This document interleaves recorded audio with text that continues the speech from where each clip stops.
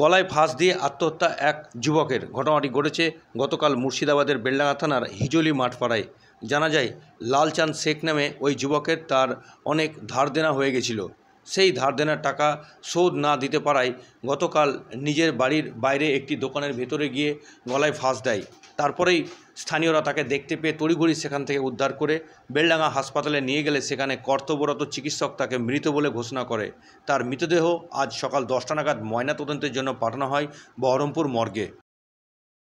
কারোর সঙ্গে কোনো ঝামেলা নাই, কোনো কিছু নাই। এখন জানছি মেলা ঋণ। আচ্ছা, মরে গেছে, তারপরে ঋণ শুনছি। তার আগে কিছু শুনবে টাকা ঋণ, তাও জানেন কার সাথে কি পাবে না পাবে তাও জানেন। এখন এটা শুনে যাচ্ছে কি করে যে ঋণ ধার করে মরে গেছে, এখন পাওনাদার আসছে, বাড়িতে আসছে, এখন বাড়িতে আসছে। কালকে এসেছিল বাড়িতে?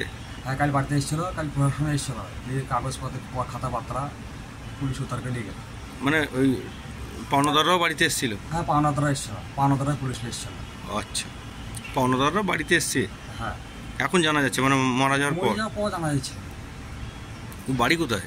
বাড়ি হিজলি মাঠপাড়া। হিজলি মাঠপাড়া মানে কোন থানা? বেলডাঙ্গা থানা। আচ্ছা, কবে এটা গলায় ফাঁস? কাল 9টা 10টা এরকম। সকালের দিকেই? সকালে।